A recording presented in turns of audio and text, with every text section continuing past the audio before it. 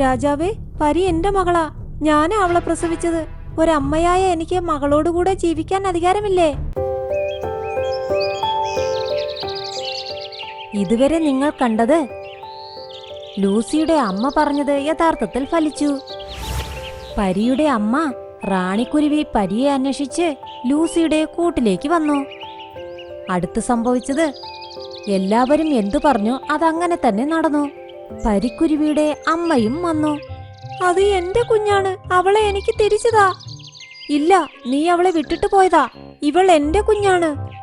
അവളെ പ്രസവിച്ചത് ഞാനാണ്. അവളിൽ നിനക്ക് ഒരധികാരവുമില്ല. പ്രസവിച്ചാൽ മാത്രം ഒരാൾ അമ്മയാകില്ല. നീ പരിയെ ഒരു മരത്തിൽ ഉപേക്ഷിച്ചിട്ട് പോയി. അവൾ മുട്ട വിരിഞ്ഞു വന്നതും എന്നെയാണ് അമ്മയായി കണ്ടത്. അന്നു മുതൽ അവൾ എന്നെ അമ്മ എന്ന് വിളിക്കുന്നു. ഞാനാ അമ്മ. നിനക്ക് അങ്ങനെയൊന്നും പരിയെ കൊണ്ടുപോകാൻ പറ്റില്ല. നീ എന്ത് വേണമെങ്കിലും പറ, അവൾ എന്റെ മോളാ. അവളെ ഞാൻ ഉറപ്പായും കൊണ്ടുപോകും. രണ്ടുപേർക്കുമിടയിൽ വഴക്കായി. എന്നാൽ ലൂസി പരിയെ കൊണ്ടുപോവാൻ വിട്ടതേ ഇല്ല. അപ്പോൾ റാണിക്കുരുവി ദേഷ്യത്തോടെ അവിടെ നിന്നും പറന്നുപോയി. അതിന്റെ കൂട്ടിലേക്ക് പോയി അത് പറഞ്ഞു, എന്തെങ്കിലും ചെയ്തേ പറ്റൂ. അവൾ എന്റെ മകളാണ്. അവളെ ഞാനാണ് പ്രസവിച്ചത്. അങ്ങനെയുള്ളപ്പോൾ അവളോട് എനിക്കല്ലേ അധികാരമുള്ളൂ. നാളെ തന്നെ പഞ്ചായത്ത് വിളിച്ച് പറയാം. റാണിക്കുരുവി ഒരു വക്കാലത്ത് കൊടുത്തു. രാജാവിന്റെ ദർബാറിൽ എല്ലാരും അപ്പോൾ ഒത്തുകൂടി. രാജാവേ, പരി എന്റെ മകളാ. ഞാനാ അവളെ പ്രസവിച്ചത്. ഒരമ്മയായ എനിക്ക് മകളോടുകൂടെ ജീവിക്കാൻ അധികാരമില്ലേ? അധികാരമോ? എന്തധികാരം? മഹാരാജാവേ, ഒരു കുഞ്ഞു ജനിച്ചതും അമ്മ അത് വിട്ടിട്ട് പോയാൽ ആ കുഞ്ഞിനോട് എങ്ങനെ അധികാരമെടുക്കാൻ പറ്റും? ഇത്രയും ദിവസം പരിയെ നോക്കിയത് ഞാനാ. അവളോട് എനിക്കാണ് അധികാരമുള്ളത്. അങ്ങനെ ഒന്നുമല്ല കാര്യം. പ്രസവിച്ചവൾക്ക് കുഞ്ഞിന്റെ വിലയറിയൂ. മഹാരാജാവേ, ന്യായം കിട്ടുമെന്ന് കരുതിയാണ് ഞാനിവിടെ വന്നത്. രണ്ടുപേരും പറഞ്ഞത് ഞാൻ കേട്ടു. ഞാനിപ്പോൾ തീരുമാനമെടുത്തിരിക്കുന്നു. കുറച്ചു ദിവസത്തേക്കിന് റാണി പക്ഷിക്ക് തന്റെ കുഞ്ഞിനെ നോക്കാനുള്ള അർഹതയുണ്ട്. ഒരുപക്ഷെ തന്റെ കുഞ്ഞിനെ അവൾ നല്ല രീതിയിൽ വളർത്തിയില്ലെങ്കിൽ, പരി അവളെ അമ്മയായി അംഗീകരിച്ചില്ലെങ്കിൽ, പരിയെ ലൂസിക്ക് തന്നെ കൊടുക്കപ്പെടും. പരിക്കുരുവിയുടെ അടുത്തേക്ക് റാണിക്കുരുവി പോയി. റാണിക്കുരുവി ഒരുപാട് സന്തോഷിച്ചു. ചക്കര മോളെ, വാ എന്റെ കൂടെ. പരിയും റാണിയും രണ്ടുപേരും കൂട്ടിലേക്ക് വന്നു. അപ്പോൾ റാണിക്കുരുവി ചിന്തിച്ചു, എന്റെ കുഞ്ഞെന്റെ വീട്ടിൽ വന്നിരിക്കുന്നു. ഇന്നവൾക്ക് ഇഷ്ടമുള്ള ഭക്ഷണം കൊടുക്കണം. റാണിക്കുരുവി ഭക്ഷണമെല്ലാം ഉണ്ടാക്കി വെച്ച് പരിയെ വിളിച്ചു. പരി, നോക്കുമോളെ, ഞാനിന്ന് നിനക്ക് വേണ്ടി സ്പെഷ്യൽ പാചകമൊക്കെ ചെയ്തിട്ടുണ്ട്. ഇത് കഴിച്ചാൽ നീ ഒരുപാട് സന്തോഷിക്കും. റാണി 3-4 തവണ പരിയെ വിളിച്ചു. എന്നാൽ പരി വന്നതേ ഇല്ല. റാണി അപ്പോൾ വീട് മുഴുവനും അവളെ അന്വേഷിച്ചു. എന്നാൽ പരി വീടിന് വെളിയിലുള്ള ഒരു ശിഖരത്തിലിരുന്ന് നന്നായി കരഞ്ഞുകൊണ്ടേയിരുന്നു. മോളെ, എന്തിനാ കരയുന്നത്? വാ, വന്ന് കഴിക്കേ. എനിക്കൊന്നും കഴിക്കാൻ വേണ്ട. നിങ്ങൾ ഇവിടെ നിന്നും പോ. മര്യാദയ്ക്ക് ഇത് കഴിക്ക്. എനിക്ക് ഭക്ഷണം വേണ്ടെന്ന് പറഞ്ഞില്ലേ? അപ്പോൾ റാണി പരിക്ക് അടികൊടുത്ത് പറഞ്ഞു, എത്ര ദിവസം കഴിക്കില്ലെന്ന് ഞാൻ നോക്കട്ടെ. അങ്ങനെ പറഞ്ഞ് ഭക്ഷണം അവളുടെ അടുത്തേക്ക് വെച്ചിട്ട് പോയി. അപ്പോൾ പരി മനസ്സിനുള്ളിൽ ചിന്തിച്ചു, ഇവരെന്റെ അമ്മയൊന്നുമല്ല. ഒരമ്മയും കുഞ്ഞിനെ ഇങ്ങനെ അടിക്കില്ല. എനിക്ക് എന്റെ അമ്മയുടെ അടുത്ത് പോണം. റാണിക്കുരുവിയെ വീടിനുള്ളിൽ വന്ന് ചിന്തിച്ചു, ഞാൻ പരിയോട് അങ്ങനെ സംസാരിക്കാൻ പാടില്ലായിരുന്നു. ഞാൻ സത്യത്തിൽ ഒരു ദുഷ്ടയായ അമ്മയാണ്. അമ്മയാകാൻ എനിക്ക് അർഹതയില്ല. എന്നാൽ ഇനി ഞാൻ എന്തു ചെയ്യും? എനിക്കൊന്നും ചെയ്യാതിരിക്കാനും പറ്റുന്നില്ല. റാണി അപ്പോൾ വീണ്ടും വെളിയിൽ വന്നു നോക്കി. പരിയുടെ കണ്ണിൽ നിന്നും കണ്ണുനീർ ഒഴുകുകയായിരുന്നു. അത് നിന്നതേ ഇല്ല. പരി, വാ, നിന്നെ ഒരു സ്ഥലത്തേക്ക് ഞാൻ കൊണ്ടുപോകാം. അവിടെ പോയാൽ നീ ഒരുപാട് സന്തോഷിക്കും. വാ എന്റെ കൂടെ. റാണി പരിയെ അവളുടെ അമ്മയുടെ അടുത്തേക്ക് കൊണ്ടുപോയി. പരി അവളുടെ അമ്മയെ കണ്ട് ഒരുപാട് സന്തോഷിച്ചു. കരഞ്ഞുകൊണ്ട് അവളുടെ അമ്മയെ കെട്ടിപ്പിടിച്ചു. അത് കണ്ട് റാണിയുടെ കണ്ണിലും കണ്ണുനീർ ഒഴുകാൻ തുടങ്ങി. അമ്മേ, അമ്മയാണ് എന്റെ അമ്മ. ഇവരാരാണെന്നേ എനിക്കറിയില്ല. ഒരു കുഞ്ഞിനെ പ്രസവിച്ച് ഇട്ടിട്ട് പോയി കഴിഞ്ഞാൽ അവർക്ക് എങ്ങനെ അമ്മയും അച്ഛനുമാകാൻ പറ്റും? കുഞ്ഞിനെ ആര് വളർത്തുന്നോ അവർക്കല്ലേ നമ്മളോട് അധികാരം കൂടുതൽ. ലൂസിക്കും പരിക്കും തമ്മിലുള്ള സ്നേഹം കണ്ട് റാണിയും കരയാൻ തുടങ്ങി. അവൾക്ക് അവൾ ചെയ്ത തെറ്റ് മനസ്സിലായി. എന്നോട് ക്ഷമിക്ക്. സോറി. ഞാൻ നിനക്ക് ഒരിക്കലും നല്ല അമ്മ ആവില്ല. എന്നാൽ ലൂസി അങ്ങനെയല്ല. നിന്നെ അവൾ വളരെ നന്നായി നോക്കുന്നുണ്ട്. നീ ലൂസിയുടെ കൂടെ ജീവിക്ക്. ഇനി നിങ്ങളെ ശല്യം ചെയ്യാൻ ഞാൻ വരികയേയില്ല. എന്നാൽ നിങ്ങളെ ആരെങ്കിലും വന്ന് ശല്യം ചെയ്താൽ അവരെ ഞാൻ ഉറപ്പായും വെറുതെ വിടില്ല. ഈ ഇല ഞാൻ നിനക്ക് വേണ്ടിയാ കൊണ്ടുവന്നേ മിട്ടു.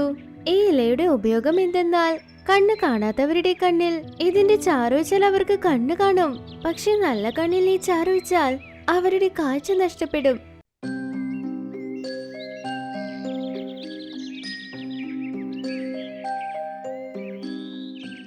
മിട്ടു കിളി ഒരു വലിയ മരത്തിൽ ചില പറവകളോടൊപ്പം ജീവിച്ചു കൊണ്ടിരുന്നു. അതാ പറവകളോടൊപ്പം ദിവസവും ഭക്ഷണം അന്വേഷിച്ചു പോകും. അത് കഴിഞ്ഞ് വൈകുന്നേരം ആകുമ്പോഴേക്കും തിരിച്ചെത്തും. ഞാൻ ദിവസവും ഇവരോടൊപ്പം പോകേണ്ടിയിരിക്കുന്നു. വെയിലിൽ ഒരുപാട് കഷ്ടപ്പെട്ട് ഭക്ഷണം അന്വേഷിക്കണം. പക്ഷെ എനിക്ക് എന്ത് ചെയ്യാൻ പറ്റും? ഇവരോടൊപ്പം പോകാനും പാടില്ല, പക്ഷെ എനിക്ക് ഭക്ഷണവും തേടണം. അപ്പോഴാണ് അത് ചിന്തിച്ചത്, കണ്ണ് കാണുന്നില്ല എന്ന് പറഞ്ഞാൽ നമുക്ക് മിണ്ടാതെ ഇവിടെ ഇരിക്കാമെന്ന്. എല്ലാ പറവകളും അതിന് ഭക്ഷണം കൊടുക്കുമെന്നും. എനിക്ക് കണ്ണ് കാണുന്നില്ല, അയ്യോ, എനിക്ക് ഒന്നും കാണുന്നില്ല, അയ്യോ. അതിന്റെ ബഹളം കേട്ട് മറ്റുള്ള പറവകളെല്ലാം അവിടെ എത്തി. നിനക്ക് എന്ത് പറ്റി? എനിക്ക് ഒന്നും കാണുന്നില്ല. രാവിലെ സൂര്യൻ ഉദിക്കുന്നത് ഞാൻ കണ്ടതാ, അതുകൊണ്ട് എനിക്കിങ്ങനെ ആയെന്ന് തോന്നുന്നു, അയ്യോ. അങ്ങനെ പറഞ്ഞ് ആ കൊമ്പിൽ നിന്ന് വീഴാൻ നോക്കി. സൂര്യനെ കാണുന്നത് കൊണ്ട് ആർക്കെങ്കിലും കാഴ്ച നഷ്ടപ്പെടുമോ? എനിക്കറിയില്ല, പക്ഷെ എനിക്ക് ഒന്നും കാണുന്നില്ല. എനിക്ക് ഇപ്പൊ വെള്ളം ഭക്ഷണമൊക്കെ ആരാണ് കൊണ്ടുവന്ന് തരിക? അതിങ്ങനെ കഷ്ടപ്പെടുന്നത് കൊണ്ട് എല്ലാ പറവകൾക്കും ഒരുപാട് വിഷമമായി. ടീനു പറവ പറഞ്ഞു, മിട്ടു, നീ ഒന്നുകൊണ്ട് പേടിക്കണ്ട. നിന്റെ കാഴ്ച ഇപ്പൊ നിനക്ക് തിരിച്ചു കിട്ടുമോ? അതുവരെ ഞങ്ങൾ എല്ലാരും നിനക്ക് ഭക്ഷണവും വെള്ളവും എല്ലാം കൊണ്ടുതരാം. ഇല്ല, എനിക്ക് കഷ്ടപ്പെട്ട് കഴിക്കാനാ ഇഷ്ടം. ഞങ്ങൾക്കറിയാം നിനക്ക് കഷ്ടപ്പെടുന്നത് ഇഷ്ടാണെന്ന്. നിനക്ക് അത്രയ്ക്ക് വിഷമമുണ്ടെങ്കിൽ ഞങ്ങൾ ഭക്ഷണം അന്വേഷിച്ച് വരുന്നവരെ ഞങ്ങളുടെ കൂട്ടിലെ മുട്ടകൾ നോക്കിക്കോ. അപ്പൊ കുറിച്ച് നിന്റെ വിഷമവും മാറും. എന്നാൽ ഇവൾ അന്ധയായില്ലേ, ഇനി എങ്ങനെ കൂട് സംരക്ഷിക്കാൻ കഴിയും? ഇവളിവിടെ ഇരിക്കുന്ന കണ്ട് തീർച്ചയായും പൂച്ച നമ്മുടെ കൂടിനടുത്ത് വരില്ല. എന്തെന്നാൽ ആ പൂച്ചയ്ക്ക് ഇവൾക്ക് കണ്ണു കാണാത്ത കാര്യം അറിയില്ലല്ലോ. ഒരു പക്ഷേ നിങ്ങൾ കൂട്ടിനെ കാവലാക്കുന്നുണ്ടെങ്കിൽ ശരി, ഞാൻ നോക്കിക്കോളാം. ഇതെല്ലാം പൂച്ച ആരും അറിയാതെ കേട്ടുകൊണ്ടിരുന്നു. എല്ലാ പറവകളും മിട്ടുവിനെ മരത്തിലാക്കിയിട്ട് പോയി.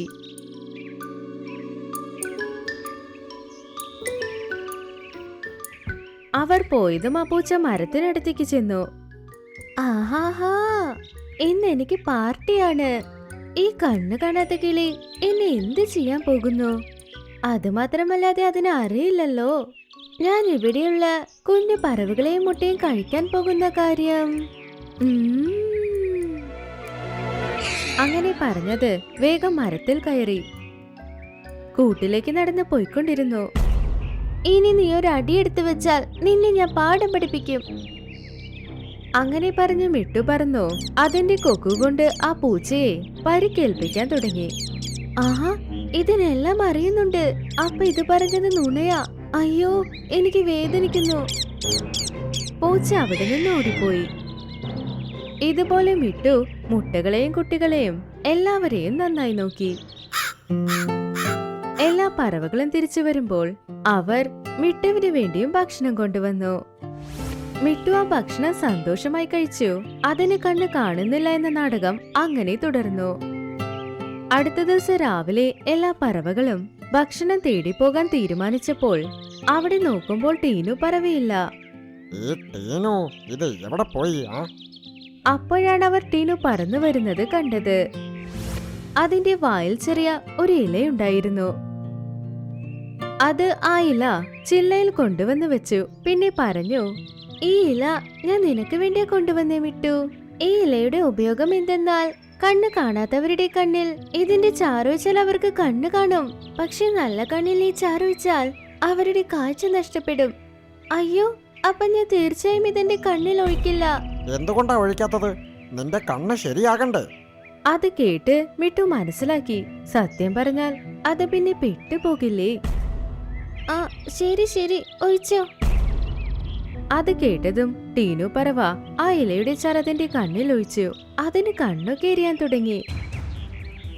ആ അയ്യോ അയ്യോ, എനിക്ക് കണ്ണൊക്കെ എരിയുന്നു. അയ്യോ എരിയുന്നു, എനിക്കൊന്നും കാണുന്നില്ല, എനിക്ക് കാണുന്നില്ല.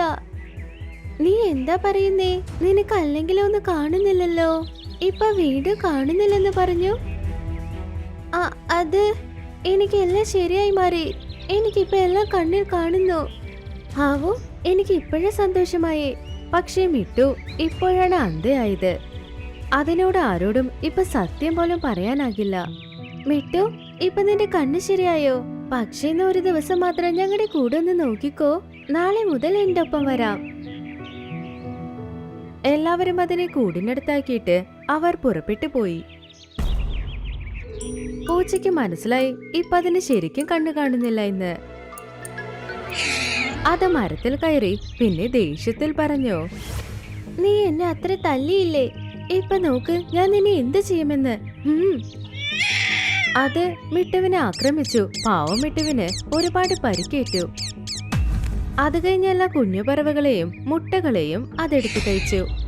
മിട്ടു പരിക്കുകളോടെ ആ ചിലയിൽ കിടന്നുകൊണ്ടിരുന്നു. എല്ലാ പറവകളും തിരിച്ചു വന്നതും കാണാതായി അവരുടെ കുഞ്ഞുങ്ങളെ നോക്കി അവരൊരുപാട് ഷോക്കായി. നമ്മുടെ മുട്ടയും കുഞ്ഞുങ്ങളും എവിടെ പോയി? അവരെ പൂച്ച തിന്നു. പക്ഷെ നീയുള്ളപ്പോൾ ഇതെങ്ങനെ സംഭവിച്ചു? നീ എന്താ തടഞ്ഞില്ല? ഞാൻ നിങ്ങളോട് നുണ പറഞ്ഞതാ എനിക്ക് കണ്ണു കാണുന്നില്ലെന്ന്. അപ്പോഴാ ഇരുന്ന സ്ഥലത്ത് എനിക്ക് ഭക്ഷണം കിട്ടുമെന്ന്. പക്ഷെ ടീനു ഇലയുടെ ചാറിട്ട ഉടനെ എന്റെ കാഴ്ച ശരിക്കും പോയി. പക്ഷെ നിങ്ങൾ എന്നോട് ദേഷ്യപ്പെടരുത് എന്നാ എനിക്ക് കാഴ്ച വന്നെന്ന് നുണ പറഞ്ഞത്. ശരിക്കും ഇപ്പൊ എനിക്ക് കണ്ണ് കാണുന്നില്ല. അതുകൊണ്ടാ നിങ്ങളുടെ കുഞ്ഞുങ്ങളെ എനിക്ക് രക്ഷപ്പെടുത്താനായില്ല. മിട്ടു, നീ കാരണമാ ഞങ്ങളുടെ കുഞ്ഞുങ്ങളെല്ലാം ചത്തുപോയത്. മുട്ടയും നശിച്ചുപോയി. എല്ലാത്തിനും കാരണം നീയാ. എല്ലാ പറവകളും ഒരുമിച്ച് അതിനെ തല്ലാൻ തുടങ്ങി. അവരുടെ ദേഷ്യമെല്ലാം അവർ അതിനോട് തീർത്തു. അതിന്റെ ചിറകിലും ഇപ്പൊ നന്നായി പരിക്കേറ്റിരുന്നു. അതുകൊണ്ട് പാവം അതിന് മരത്തിലിരിക്കാനേ കഴിഞ്ഞില്ല. നാൾ മുഴുവനും അത് മരത്തിനടിയിലിരുന്ന് പിടഞ്ഞുകൊണ്ടേയിരുന്നു. രാത്രിയിൽ മിട്ടുവിന്റെ സഹോദരൻ അവിടേക്ക് വന്നു. അപ്പൊ മിട്ടുവിന്റെ അവസ്ഥ കണ്ട് അവൻ ഒരുപാട് സങ്കടപ്പെട്ടു. അയ്യോ മിട്ടു, നിനക്ക് എന്തു പറ്റി? ആരെന്താ ചെയ്തത്? എന്റെ ഈ അവസ്ഥയ്ക്ക് എന്റെ മടി മാത്രമാ കാരണം. അങ്ങനെ അത് ടീറ്റുവിനോട് നടന്നതെല്ലാം പറഞ്ഞു. നീ ചെയ്തത് ശരിയല്ല മിട്ടു. ആദ്യം നീ എല്ലാ പറവകളോട് ചെന്ന് ക്ഷമ ചോദിക്കണം. പക്ഷെ അതിനു മുന്നേ ഞാൻ നിന്നെ ഭേദപ്പെടുത്താം. അങ്ങനെ പറഞ്ഞത് അവിടെ നിന്ന് പോയി. കുറച്ചു നേരത്തിൽ അതേ ഇല കൊണ്ട് അവിടേക്ക് വന്നു. അത് മിട്ടുവിന്റെ കണ്ണിൽ ആ ചാറ് ഒഴിച്ചുടനെ ഇത്തവണ മിട്ടുവിന് ശരിക്കും കാഴ്ച തിരിച്ചു കിട്ടി. ടീറ്റു, എനിക്ക് ഇപ്പെല്ലാം കാണുന്നുണ്ട്. ശരി പോ, ആ പറവകളോട് പോയി ക്ഷമ ചോദിക്കേ. ടീറ്റു മിട്ടുവിനെ പറവകളുടെ അടുത്ത് കൊണ്ടുപോയി. പിന്നെ പറഞ്ഞു, കൂട്ടുകാരെ, നിങ്ങളുടെ ദേഷ്യം ശരിയാണ്. പക്ഷെ മിട്ടു ചെയ്ത തെറ്റിന് അതിന് ശിക്ഷ കിട്ടി. നിങ്ങൾ ഒരേ ഒരു തവണ അതിനോട് ക്ഷമിക്കൂ. ഇനി ഒരിക്കലും ഇങ്ങനെ ചെയ്യില്ല. അത് കേട്ട എല്ലാ പക്ഷികളും മിട്ടുവിനെ ക്ഷമിച്ചു. അത് കഴിഞ്ഞ അന്നു മുതൽ അതെപ്പോഴും മടിപിടിച്ചിരുന്നതുമില്ല, നുണ പറഞ്ഞതുമില്ല.